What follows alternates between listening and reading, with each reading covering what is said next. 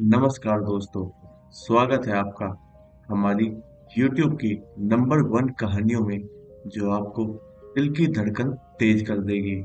यह कहानी एक सरकारी बस ड्राइवर की है जिनका नाम राम सिंह है और उनके साथ उनका एक कंडक्टर भी है जिसका नाम राजू है। तो अब मैं आपको यह कहानी राम सिंह के पॉइंट ऑफ व्यू से ही सुनाता हूँ। लेकिन कहानी को शुरू करने से पहले मैं आपको कहना चाहता हूँ कि आपने बहुत सी डरावनी कहानियां सुनी होगी, लेकिन आज की कहानी को सुनकर आपको बहुत मजा आने वाला है और साथ में डर का एहसास भी होने वाला है। अगर आप इस चैनल पर पहली बार आए हैं तो चैनल को सब्सक्राइब जरूर करें ताकि आप हमारी इस फैमिली का हिस्सा बन सके और आने वाली वीडियो आप तक आसानी से पहुंच जाएगी। तो ज्यादा समय ना लेते हुए जल्दी से अपनी कहानी को शुरू करते हैं। दोस्तों, मेरा नाम राम सिंह है और मैं एक सरकारी बस ड्राइवर हूँ।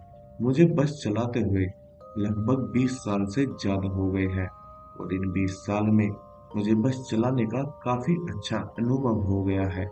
मैंने इन 20 साल में ना जाने कितने रूट्स पर बस चलाई है और हर तरह के रास्तों पर बस को संभालते हुए खुद को साबित भी किया है।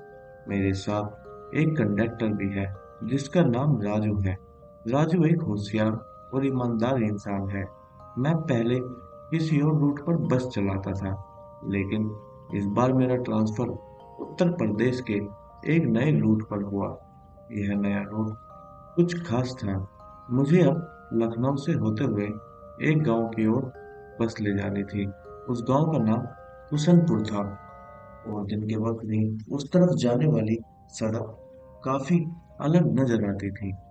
मैं अपनी बस को उस रूट पर दिन के वक्त ही चलाता था। मुझे हर रोज एक चक्कर लगाना पड़ता था क्योंकि रास्ता थोड़ा लंबा था और कभी-कभी वापसी पर मुझे शाम भी हो जाती थी। कुशनपुर तक पहुंचने से पहले 2 से 3 छोटे-छोटे गांव गांव भी आते थे। वहां से भी काफी सवारियां मेरी बस पर चढ़ती थी। अब मुझे इस नए रूट पर बस चलाते हुए लगभग 4 से 5 महीने हो गए थे। मैं हर रोज उस गांव से शहर और फिर वापसी उस शहर से कुशनपुर तक बस चलाता था। सब कुछ अच्छे से चल रहा था। एक दिन मैं और राजू एक होटल में बैठकर चाय पी रहे थे। तभी मेरा कंडक्टर राजू मुझसे कहता है कि उस्ताद, क्या आपने कभी इस रास्ते के बारे में कुछ अजीब सुना है? मैंने कहा, नहीं तो राजू। तो राजू कहता है, उस्ताद, मैंने सुना है कि यह रूट दिन के वक्त तो ठीक है, लेकिन रात में खतरों से खाली नहीं है। कहते हैं कि रात के वक्त यहाँ पर बहुत से लोगों के साथ काफी अजीबो-गरीब हादसे हुए हैं। कुछ लोगों का तो आज तक पता ही नहीं चला कि कहाँ गए। और फिर वह मुझसे कहता है कि उस्ताद, मैंने गाड़ी में बैठी सवारियों से भी काफी बार ऐसा सुना है। तभी मैंने हंसते हुए कहा, क्या यार राजू, तुम भी किन बातों पर विश्वास कर, यह भूत प्रेत कुछ नहीं होता और ऐसी बातें तो काफी गांव में मशहूर होती है। तुम टेंशन मत लो, ऐसा कुछ नहीं है। तुम्हें तो पता है भी काफी वक्त हो गया है इस रूट पर बस चलाते, लेकिन आज तक तो कुछ भी महसूस नहीं हुआ। तभी राजू कहता है, तो उस्ताद, रात के वक्त तो नहीं चले ना हम इस रूट पर? तो मैं उससे कहता हूँ कि तुम भी किन बातों को पकड़कर बैठे हो, इन मतलब नहीं है। और रही रात की बात, तो कभी ना कभी वो भी देख लेंगे। फिर मैंने राजू से कहा, इन बातों को छोड़ो, एक काम पर ध्यान दो। उसके बाद हम हर रोज की उस रूट पर चलते रहे। दरअसल मैं भूत प्रेत पर विश्वास नहीं करता था, लेकिन मुझे इस बात का पता भी नहीं था कि आने वाले मेरे साथ क्या होने वाला है। अब सब कुछ अच्छे से चल ही रहा था कि फिर वही दिन आ जाता है जिस दिन हमारे साथ वह घटना। रात को उस रात को मैं कभी भी नहीं भूलता। वह मंजर आज भी मेरी आंखों के सामने एक बुरे सपने की तरह आ जाता है। और मेरे रेंगते आज भी खड़े हो जाते हैं। दरअसल मैं अपनी बस को लेकर रोज की तरह कुसनपुर पहुंच जाते हैं। फिर कुछ समय के बाद हमारी बस शहर पहुंच जाती है। उस शहर में पहुंचते ही मैं अपने कंडक्टर राजू से कहता हूँ, राजू, आज हम बस में काम करवा लेते हैं। इसके इंजन में कुछ प्रॉब्लम आ रही है। और फिर काफी दिनों से मैं यह बात नोटिस भी कर रहा था कि बस में प्रॉब्लम कुछ प्रॉब्लम आ रही है। लेकिन मैं हमेशा सोचता था कि किसी दिन इसका काम करवा लूंगा, लेकिन मुझे टाइम नहीं मिलता था। आज हमारे पास वक्त भी है और हम जल्दी से अपनी बस का काम करवा के वापस भी आ जाएंगे, ताकि हम जल्दी से सवारी लेकर गांव की तरफ निकल जाए। मेरी बात सुनकर मेरा कंडक्टर भी मान जाता है और कहता है, ठीक है उस्ताद, आज बस का काम करवा लेते हैं। आप लोगों को तो पता ही होगा कि सरकारी बसों की हालत क्या होती है। गाड़ी के पार्ट से लेकर पूरी बॉडी तक हर चीज को कभी ना कभी रिपेयर की जरूरत पड़ती ही रहती है। उसके बाद मैं और मेरा कंपाउंडर बस की मैं और मेरा कंडक्टर बस को लेकर मैकेनिक के पास पहुंच जाते हैं, ताकि इंजन की प्रॉब्लम को ठीक करवा सके और आगे के सफर में कोई भी दिक्कत ना हो। मैकेनिक की वर्कशॉप पर पहुंचते ही हमने देखा कि वहां काफी गाड़ियां पहले से ही लाइन में लगी हुई थी। लग रहा था कि आज मैकेनिक के पास काम काफी ज्यादा था। राजू ने थोड़ी बेचैनी से कहा, उस्ताद, लगता है आज हमें काफी देर लग जाएगी।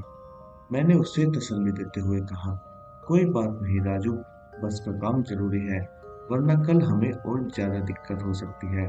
फिर हम दोनों ने मैकेनिक से बात की और उन्हें बस के इंजन की प्रॉब्लम बताई। फिर उसने हमें वेट करने को कहा और हम दोनों वहां बैठकर अपनी बस के रिपेयर होने का इंतजार करने लगे। कुछ समय के बाद मैकेनिक अपना काम शुरू कर चुका था, लेकिन जैसे जैसे समय बीतता गया, हम दोनों को लगने लगा कि आज कुछ ज्यादा ही देर लगने वाली है। राजू ने बेचैन होकर कहा, उस्ताद, लगता है आज की रात यहीं गुजारनी पड़ेगी। मैंने उसे तसल्ली देते हुए कहा, राजू, थोड़ा और इंतजार कर लेते हैं। मैकेनिक अपना काम कर रहा है, बस थोड़ा और वक्त लगेगा। लगभग 2 घंटे बाद मैकेनिक ने हमें इशारा किया कि बस का काम हो गया है। हम दोनों ने राहत की सांस ली और फिर हम अपनी बस को लेकर उसी जगह पहुंचे जहां से हमें सवारियां लेकर उस गांव के लिए निकलना था। लेकिन वहां पहुंचकर मैंने देखा कि वहां मुझे उस गांव की तरफ जाने वाली एक भी सवारी नजर नहीं आ रही थी। मुझे और राजू को थोड़ा अजीब लगा। फिर मैंने कंडक्टर से कहा, यार राजू, आज तो कोई भी सवारी नहीं आ रही है। और तभी और अभी तो शाम भी नहीं हुई। राजू ने इधर उधर देखा, फिर कहा, उस्ताद, लगता है हमको आज कुछ ज्यादा ही देर हो गई। शायद वह सवारियां किसी और गाड़ी में चली गई होगी। फिर मैंने सोचा कि राजू ठीक कह रहा है। हो सकता है कि वह किसी और ही गाड़ी में चली गई हो, क्योंकि उन लोगों को क्या पता था कि हम बस का काम करवाने गए हैं और वह हमारा इंतजार आखिर क्यों करते। मैंने इस बात को नजरअंदाज करते हुए बस स्टार्ट की, कुशनपुर के लिए निकलने की तैयारी करने लगा। लेकिन जैसे ही मैंने बस स्टार्ट की, थोड़ा और आगे बढ़ा, तभी राजू मुझसे कहने लगा, उस्ताद, आज हम एक काम करते हैं, हम दोनों यहीं रुक जाते हैं, किसी होटल में जाकर आराम करते हैं। वैसे भी अब काफी देर हो गई है और रात को उस रास्ते पर जाना थोड़ा रिस्की हो सकता है। काश मैंने उस दिन उसकी अपने कंडक्टर की वह बात मान ली होती, तो शायद वह हादसा हमारे साथ कभी नहीं होता। मैंने अपने कंडक्टर से कहा, राजू, हम आज नहीं रुक सकते, हमारा जाना जरूरी है। यह सरकारी बस है, हमें इस बस को अपनी मंजिल तक पहुंचाना है। हम इस बस को ऐसे ही कहीं भी नहीं छोड़ सकते। जो भी हमें आज यह रूट पूरा करना ही पड़ेगा। फिर मैंने कहा, तुम टेंशन मत लो, वैसे भी हम यहाँ से रोज तो चलते ही हैं, तुम्हें डरने की कोई जरूरत नहीं है। मेरी बात सुनकर मेरा कंडक्टर राजू भी मान जाता है और कहता है, ठीक है उस्ताद, तुम कहते हो तो सब अच्छा ही होगा। उसके बाद हम दोनों अपनी बस में बैठ जाते हैं। फिर मैं अपनी बस लेकर शहर से कुशनपुर के लिए जाने वाली सवारियां हमें एक भी नहीं मिलती। दोस्तों, मैं आपको बताता चलूं कि जिस वक्त की मैं आपको बात सुना रहा हूँ, वह वक्त सर्दियों का था। यह बात जनवरी के महीने की है। उस वक्त सर्दी काफी ज्यादा थी। अब मैं और मेरा कंडक्टर अपनी मंजिल की ओर निकल जाते हैं।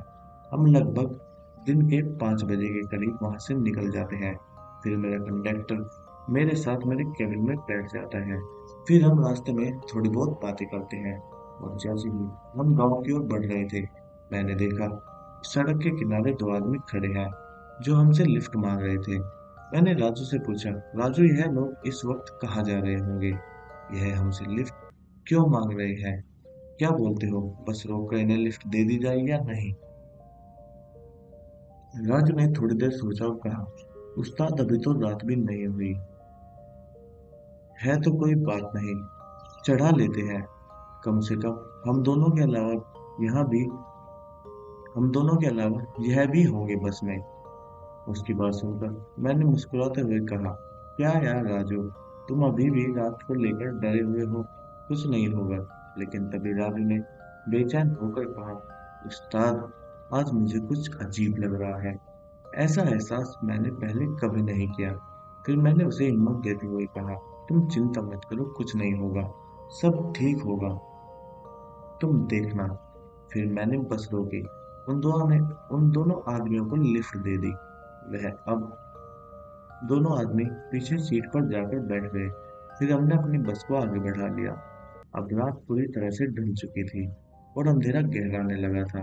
बस की हेडलाइट सड़क पर चमक रही थी, लेकिन उनके अलावा दूर दूर तक कोई रोशनी नहीं थी।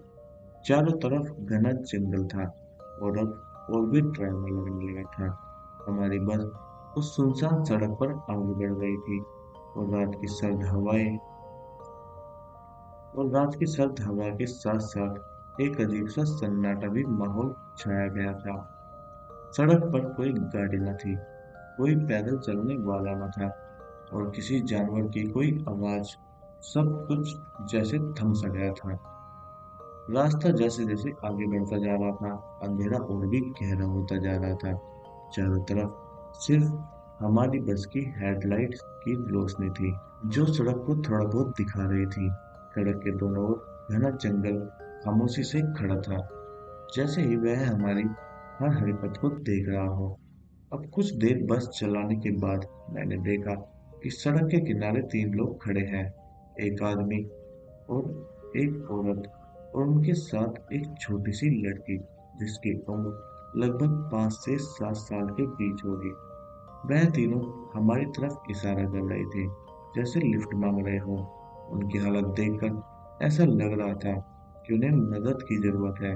मैंने बस की रफ्तार धीमी की और दूर से पूछा, राजू, सामने यह लोग हमसे लिफ्ट मांग रहे हैं, क्या कहते हो, इन्हें लिफ्ट दे दी जाए या नहीं? राजू ने उन लोगों की तरफ गौर से देखा, फिर थोड़ा हैरानी से कहा, बड़ी अजीब बात है उस्ताद, इतनी रात को यह लोग इन जंगल के बीचों बीच सड़क पर क्या कर रहे होंगे? मैंने भी उसकी हालत पर गौर किया। उस औरत ने घूंघट डाल रखा था। वह आदमी अपनी जगह एकदम सीधा खड़ा था। उनके साथ वह छोटी सी बच्ची अपनी माँ का हाथ पकड़े खड़ी थी। उसकी मासूम आंखें हमारी बस की तरफ टगे लगाए हुए थी। राजू ने उस बच्ची की तरफ देखते हुए कहा, उस्ताद, इनके साथ यह छोटी सी बच्ची भी है, शायद इन्हें सच में मदद की जरूरत होगी। उसकी बात में एक नरमी थी और उस मासूम बच्ची की तरफ देखकर मुझे भी उस पर तरस आने लगा। मैंने राजू की ओर देखा और कहा, ठीक है राजू, शायद हमें इन्हें लिफ्ट दे देनी चाहिए। उसके बाद मैंने अपनी बस को रोक लिया। अब वो तीनों हमारी बस की तरफ आने लगते हैं। जैसे ही वह बस के दरवाजे के पास पहुंचे, तभी मेरा कंडक्टर राजू उनसे कहता है कि आप लोगों को कहाँ जाना है। उनमें से वह आदमी राजू से कहता है, कि हमें आगे जो गांव है वहां तक जाना है। हमारी गाड़ी खराब हो गई है, फंस गए हैं। राजू ने उनकी हालत देख, ठीक है, आप लोग चढ़ जाइए, लेकिन इतनी रात में इस सुनसान जगह पर कैसे फंसे? आदमी ने एक गहरी सांस ली और बस में चढ़ते हुए बोला, हमने सोचा भी नहीं था कि यहाँ इतनी मुश्किल हो जाएगी। बच्ची को ठंड लग रही है, इसलिए जल्दी घर पहुंचना है। औरत औरत ने अभी तक घूंघट नहीं हटाया था और बच्ची अपनी माँ का हाथ कसकर पकड़े हुए थी। फिर राजू ने उन्हें बस में बैठने का इशारा किया। अब वह तीनों धीरे से बस की पिछली सीट पर जाकर बैठ जाते हैं। फिर राजू बस का दरवाजा बंद करता है और मेरे साथ कैबिन में बैठ जाता है। उसके बाद मैं फिर से बस चलाना शुरू कर देता हूँ। अब हम फिर से उस अंधेरी सड़क पर आगे बढ़ने लगे, लेकिन बस के अंदर का माहौल अब पहले से ज्यादा भारी लगने लगा था। उनके गाड़ी में चढ़ने के बाद बस में काफी ज्यादा ठंड हो गई थी। बस के अंदर का माहौल अब कुछ अलग सा लग रहा था। ऐसा लग रहा था जैसे पूरी गाड़ी को किसी ने बर्फ की चादर से ढक दिया हो। राजू ने भी अपनी जैकेट के बटन कसकर बंद कर लिए और मुझे भी अब काफी ज्यादा ठंड लग रही थी। बस के शीशों पर ठंड की धुंध जमा होने लगी थी, जिससे बाहर का नजारा भी धुंधला हो गया था। हर सांस के साथ ठंडी हवा का एहसास और भी गहरा होता जा रहा था। गाड़ी के अंदर की यह अजीब सी ठंड हमें बेचैन करने लगी थी। राजू ने मेरी तरफ देखते हुए कहा, उस्ताद, यह ठंड कुछ ज्यादा ही हो गई है। मैंने उसकी तरफ देखा और धीरे से कहा, हाँ यार राजू, ठंड तो कुछ ज्यादा ही हो गई है। अब जैसे जैसे हम आगे की ओर बढ़ रहे थे, ठंड का माहौल उतना ही ज्यादा होता जा रहा था। मुझे बस चलाने में अब काफी दिक्कत हो रही थी। मेरे हाथ सुन्न हो रहे थे। ऐसा लग रहा था जैसे मैं ज्यादा देर तक बस नहीं चला पाऊंगा। मुझे भी ऐसा एहसास आज तक नहीं हुआ था जैसा एहसास आज हो रहा था। अब हमारी बस जंगल के बीचों बीच उस सुनसान सड़क पर चल रही थी। हुसनपुर का रास्ता अभी भी 2 घंटे दूर था। आसपास किसी भी तरह की आवाज नहीं थी।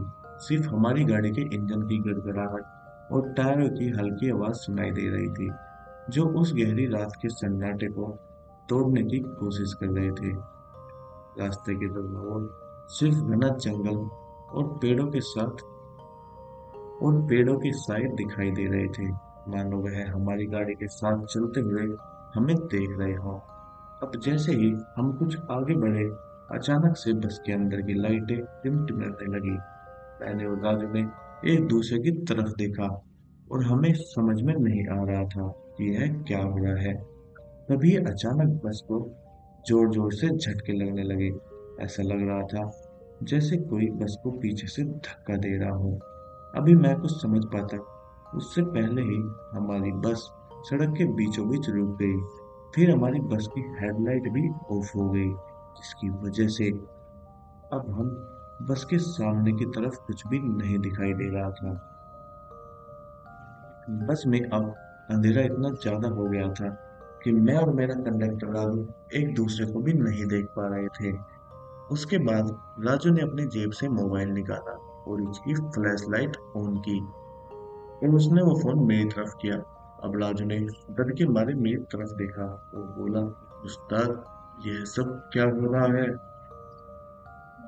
ऐसा तो पहले कभी नहीं हुआ।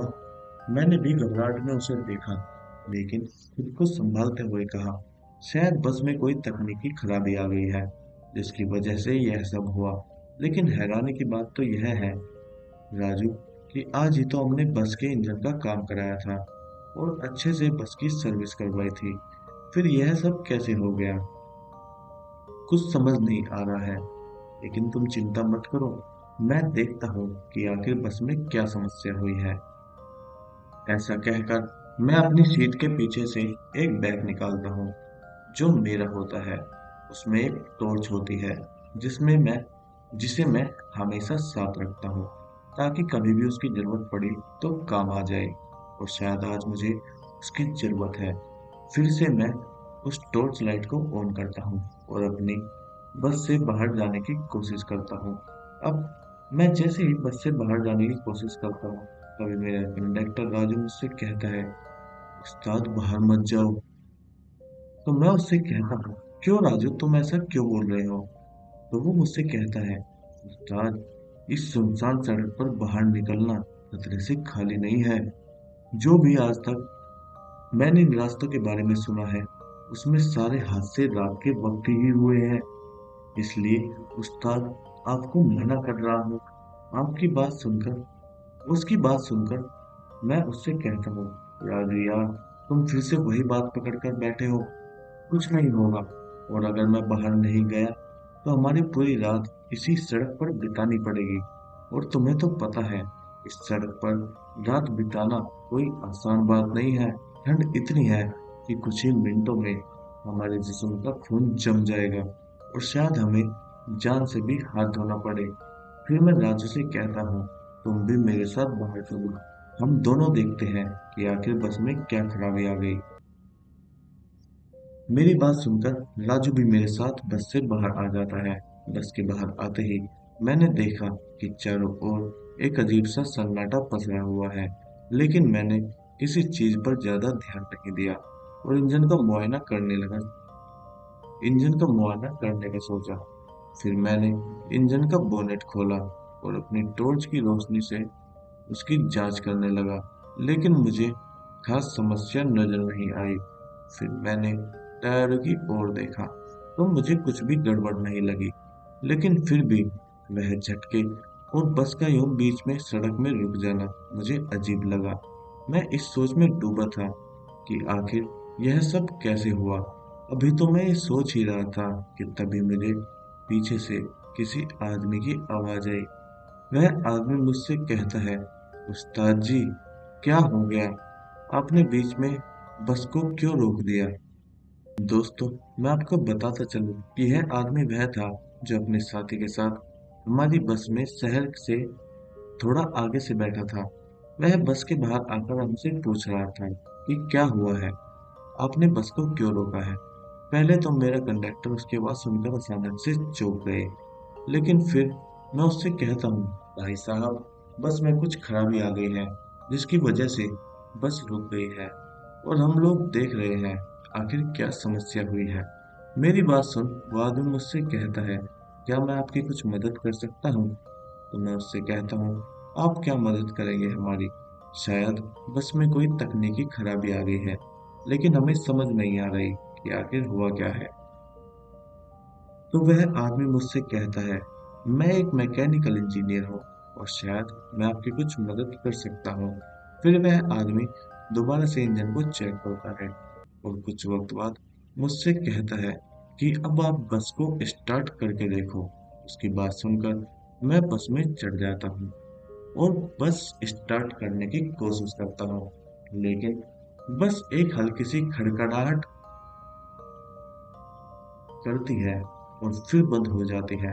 उसके बाद मैं फिर से एक बार बस को स्टार्ट करने की कोशिश करता हूँ, लेकिन इस बार बस स्टार्ट हो जाती है और बस की हेडलाइट भी ऑन हो जाती है। बस स्टार्ट हो जाने के बाद मैं काफी खुश हो जाता हूँ। उस आदमी का शुक्रिया अदा करता हूँ। उसके बाद मेरा कंडक्टर राजू और वह आदमी बस में चढ़ जाते हैं, लेकिन वह लेकिन इस बार वह आदमी हमारे साथ केबिन में बैठ जाता है। फिर हम बस को आगे बढ़ा लेते हैं। अब मैं उस आदमी से कह रहा था, अगर आज आप न होते तो शायद हमको आज की रात यहीं गुजारनी पड़ती। तो वह हमसे मजाक में कहता है, शायद आपके साथ साथ हमको भी रात यहीं गुजारनी पड़ती। फिर मैं उस आदमी से कहता हूँ, आप कहाँ तक जा रहे हो? तो वह आदमी मुझसे कहता है, हम अपने दोस्त की शादी में जा रहे हैं। यहाँ आगे एक गांव आता है, हमारा दोस्त वहीं रहता है, तो हम लोग वहीं जा रहे हैं। उसके बाद मैं उस आदमी से कहता हूँ, आप पीछे जाकर अपने दोस्त के साथ आराम से बैठ जाइए। जैसे ही वह गाँव आएगा, मैं आपको बता दूंगा।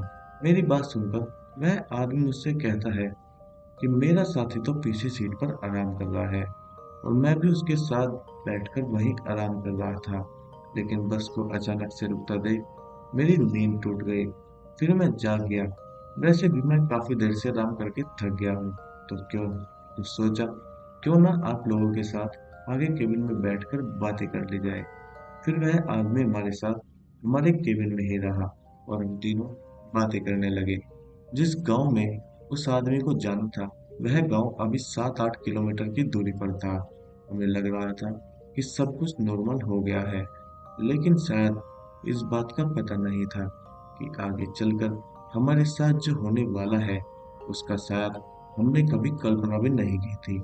अभी हम कैबिन में बात कर ही रहे थे कि अचानक मेरा कंडक्टर राजू मुझसे कहता है कि उस्ताद, मैं पीछे की सवारियों के टिकट काट कर आता हूँ और उनसे पूछता हूँ कि उन लोगों को कहाँ तक जाना है।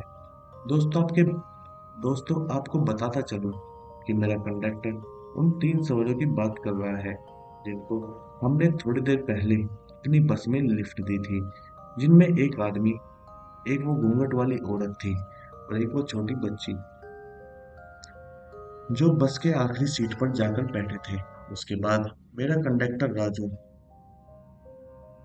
केबिन से उठकर पीछे जाने की कोशिश करता है, लेकिन जैसे ही राजू केबिन के बाहर अपना कदम रखता है, तो वह वहीं रुक जाता है और डर के मारे कांप जाता है और उसके मुंह से शब्द ही नहीं निकल रहे थे।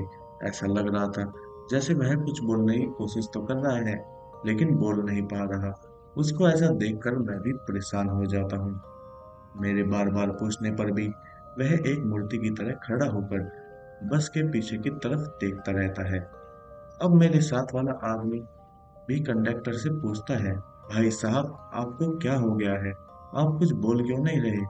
उसकी बात सुनकर मेरा कंडक्टर राजू अपनी उंगली से बस के पीछे की तरफ इशारा करता है। उसके इशारा करते ही वह आदमी भी खड़ा हो जाता है और फिर वह भी केबिन से पीछे की ओर जाने की कोशिश करता है। अब जैसे ही वह पीछे की ओर जाने की कोशिश करता है, उसका भी वही हाल हो जाता है जो मेरे कंडक्टर राजू का था। मतलब कि वह भी डर के मारे कांप जाता है और एकदम से कैबिन में भागकर मेरी सीट को कसकर पकड़ लेता है।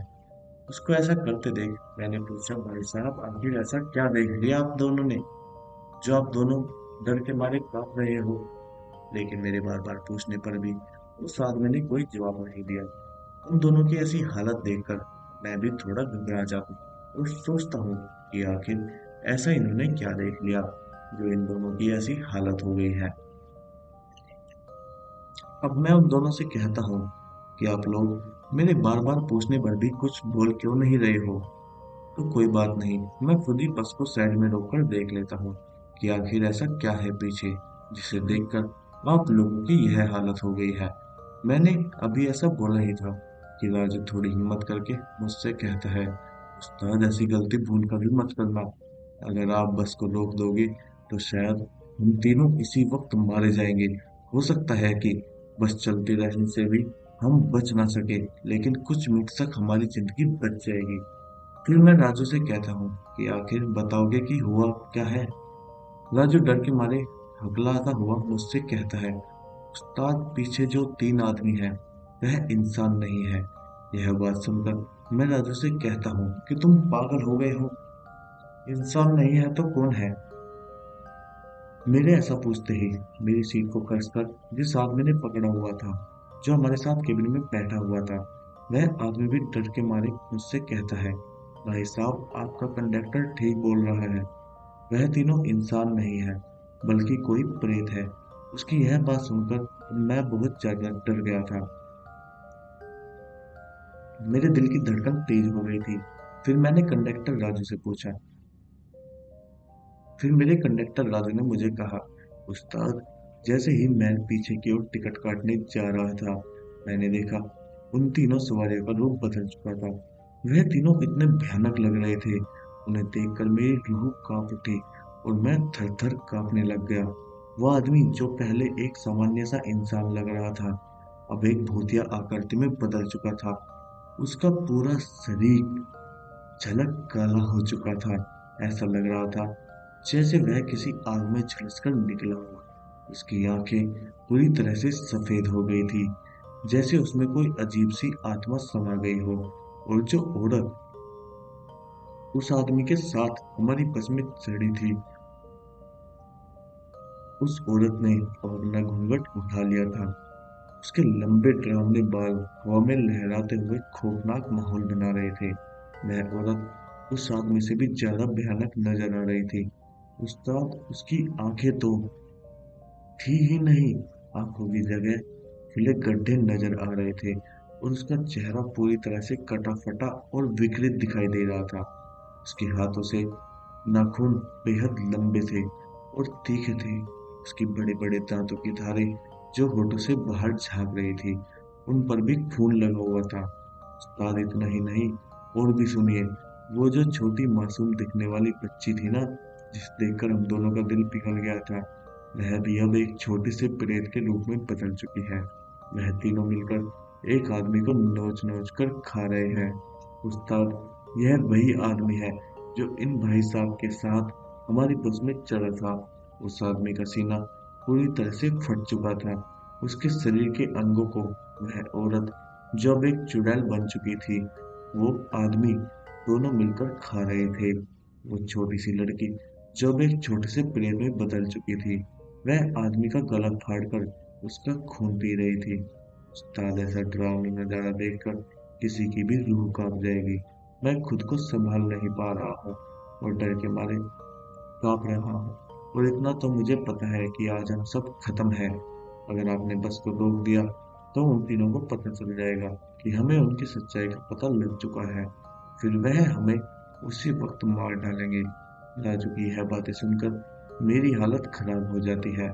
मेरे दिल की धड़कन तेज हो जाती है। मैं डर के मारे कांपने लगता हूँ।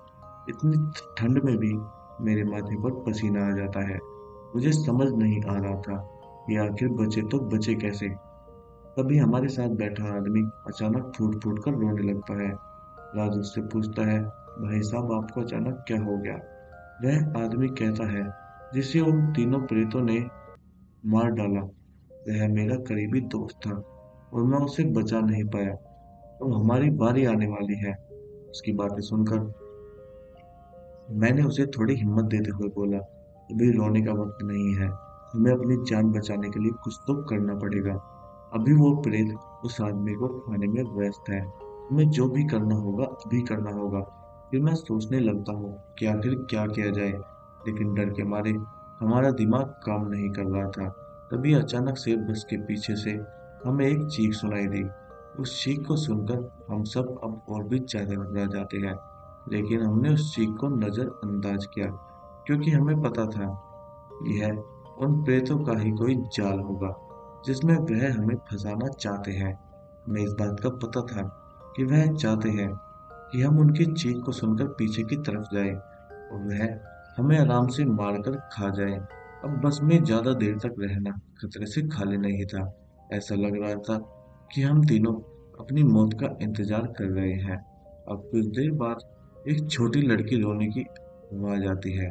यह आवाज भी बस के पीछे वाली साइड से ही आ रही थी। उस रोने की आवाज को सुनकर हमारी बस में डर का माहौल अब और भी ज्यादा हो गया था। हम तीनों केबिन में कांप रहे थे। अब मेरा कंडक्टर राजू और वह आदमी एक दूसरे को पकड़कर मेरी ड्राइविंग सीट के पास बैठे थे। मेरी हालत भी खराब हो चुकी थी। ऐसा लग रहा था कि अब मुझे भी हार्ट अटैक आ जाएगा। अब हम सभी भगवान को याद कर रहे थे और कह रहे थे, हे भगवान, हमारी जान बचा लो। आज हमें इस मुसीबत से बचा लो। कुछ भी करो भगवान, लेकिन हमारी रक्षा करो। ऐसा कहकर मैंने बस को चलाना जारी रखा।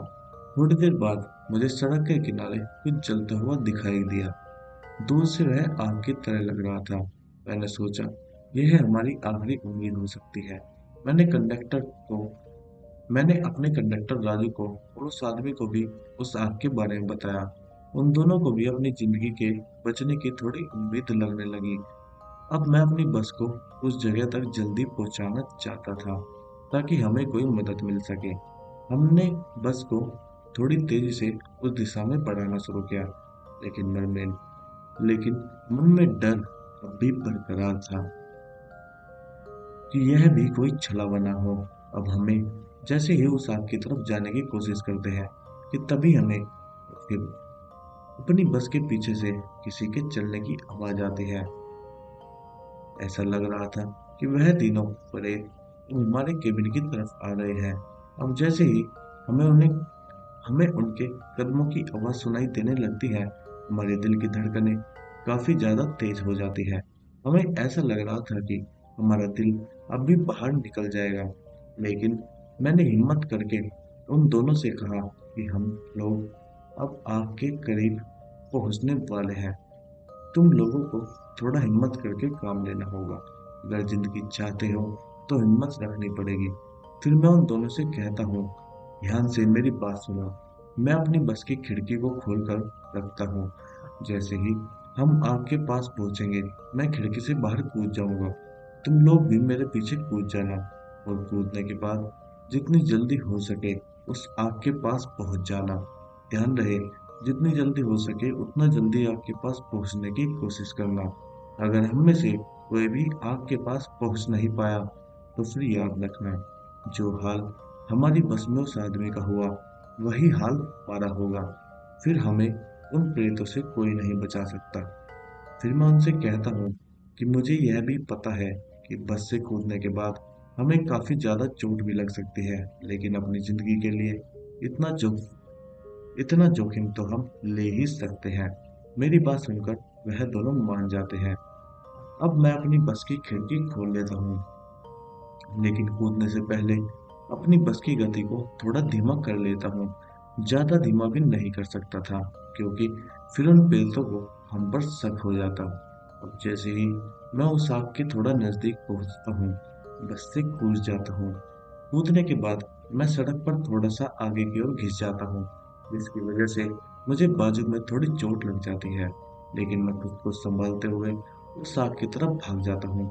मेरे कूदने के बाद मेरे कंडक्टर राजू और उस आदमी ने भी बस से छलांग लगा दी। उन दोनों को भी थोड़ी बहुत चोटें आ जाती हैं। फिर मैं उन दोनों को काफी जोर से आवाज देकर कहता हूँ कि जितनी जल्दी हो सके खुद को संभाल कर भागो, मेरी तरफ आ जाओ। फिर वह दोनों काफी तेजी से मेरे पास पहुंच जाते हैं, और अब हम तीनों ही सड़क के किनारे की ओर चले जाते हैं, जहां आग जली हुई थी। हम सब कूदने के बाद हमारी बस के सामने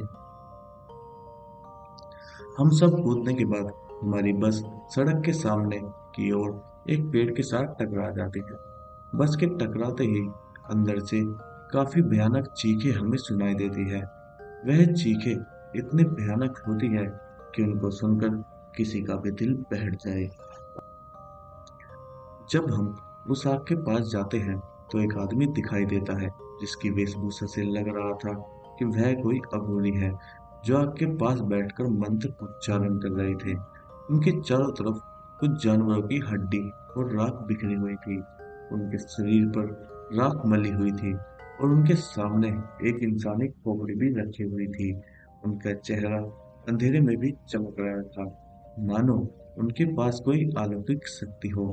फिर मैंने हिम्मत जुटाकर उस अघोरी बाबा के पास जाकर कहा, बाबा, हमारी मदद करो, हमारी जान को खतरा है। हमारे पीछे 3 लोग पड़े हुए हैं, जो इंसान नहीं है। उनको देखकर ऐसा लगता है जैसे वह कोई प्रेत हो। बाबा, हमें इस मुसीबत से बचाओ, अब आपका ही सहारा है। मेरी बातों को सुनकर अबूरी ने अपनी आंखें खोली और हमें ध्यान से देखा। फिर उन्होंने गंभीर स्वर में कहा, तुम लोगों की समस्या को मैं जानता हूँ।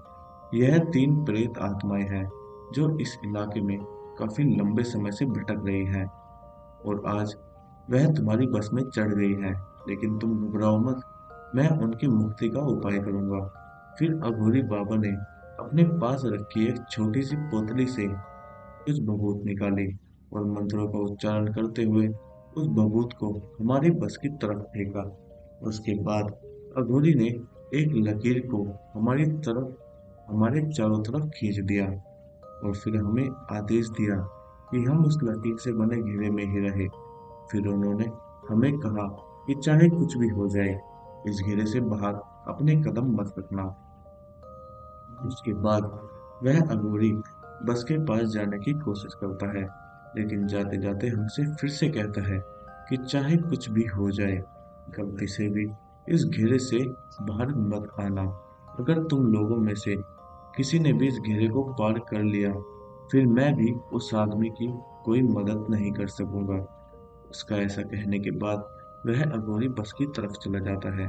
उसके बाद वह उस बस की तरफ दोबारा से भभूत फेंकता है और जोर जोर से मंत्र पढ़ने लगता है। अब उसका ऐसा करने से बस के अंदर अजीबो अजीबोगरीब चीख सुनाई देने लगती है। चीखों को सुनकर ऐसा लग रहा था जैसे मानो उन प्रेत की आत्माओं को बाबा के मंत्रों से तकलीफ हो रही हो।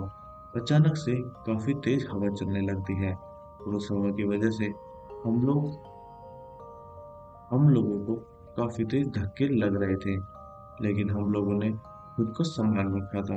एक बात को दिमाग में रख लिया था, अगर इस बाबा के घेरे से बाहर हम निकल गए तो फिर हमें कोई नहीं बचा सकता। हम तीनों ने खुद को काफी हिम्मत से उस घेरे में बनाए रखा था। अब थोड़े समय के बाद बस में से उस चीख का निकलना बंद हो जाती है।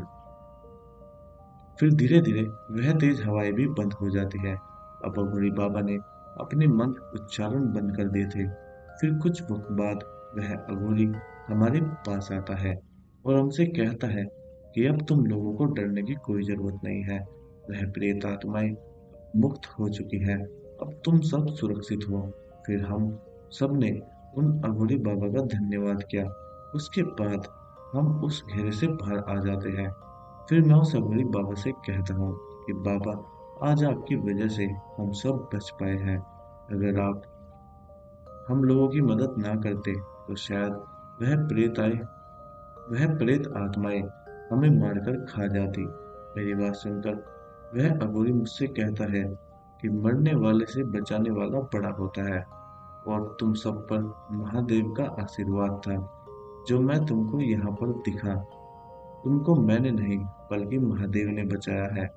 उनके ऐसा कहने के बाद वह हमें आगे बढ़ने का इशारा करता है और कहता है कि अब तुम लोग यहाँ से जल्दी निकल जाओ। उसके बाद हम तीनों अपनी बस की तरफ चले जाते हैं जो कि एक पेड़ के साथ टकराई थी, लेकिन बस सड़क पर ही थी। पेड़ से टकराने की वजह से बस के आगे के शीशे टूट गए थे, लेकिन बस को उतना ज्यादा नुकसान नहीं हुआ था। उसके बाद मैं बस में चढ़ जाता हूँ, बस को स्टार्ट करता हूँ। वो स्टार्ट भी हो जाता है वो स्टार्ट भी हो जाती है। हालांकि मुझे लगा नहीं था कि हमारी बस स्टार्ट हो जाएगी, लेकिन अच्छी बात यह थी कि बस स्टार्ट हो जाती है। फिर मैं अपनी बस में बैक गियर लगा के बस को पीछे की ओर करता हूँ। उसके बाद मेरा कंडक्टर राजू और वो आदमी भी बस में चढ़ जाते हैं। फिर हम तीनों वहां से निकल जाते हैं, लेकिन निकलने से पहले मैं उस जगह की तरफ देखता हूँ जहाँ उस अघोरी ने आग जलाई थी। हैरानी की बात तो यह थी कि उस जगह पर ना तो कोई अघोरी दिखाई दिया और ना वो जलती हुई आग। हम तीनों को कुछ समझ नहीं आ रहा था कि वह अघोरी कहाँ चला गया। लेकिन जो भी हो, आज अगर हम जिंदा हैं तो यह सब उस अघोरी की वजह से है। उसके बाद हम अपनी बस को काफी तेजी से वहां से निकाल कर ले जाते हैं। दोबारा कसम खाते हैं कि चाहे कुछ भी हो जाए, उस रास्ते पर कभी भी रात में बस नहीं चलाऊंगा। और फिर कुछ महीनों बाद मैंने अपना ट्रांसफर उस जगह से दूसरी जगह करवा लिया था, लेकिन आज भी उस रात को याद करके मेरी रूह कांप जाती है। तो दोस्तों, कैसी लगी हमारी यह कहानी? अगर आपको ऐसी और भी कहानियां सुननी है तो हमारे चैनल को सब्सक्राइब करना मत भूलिए। और अब चलते हैं उन दोस्तों की ओर जिन्होंने हमारी पिछली कहानी पर।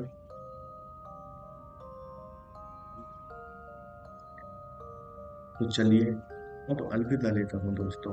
मिलते हैं अगली हॉरर स्टोरी में।